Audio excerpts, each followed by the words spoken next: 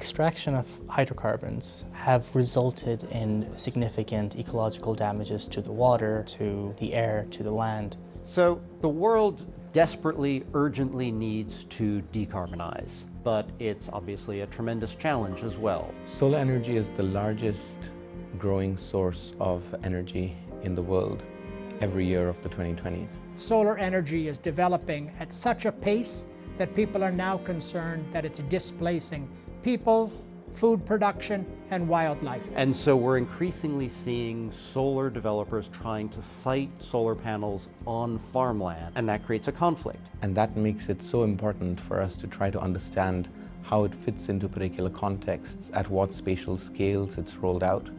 And as we discuss this among scholars who are working with these rapid energy transitions in different countries at different spatial scales, We need to ask ourselves collectively about energy presence and energy futures. and to the kind of energy futures that we all want to see and can all be part of.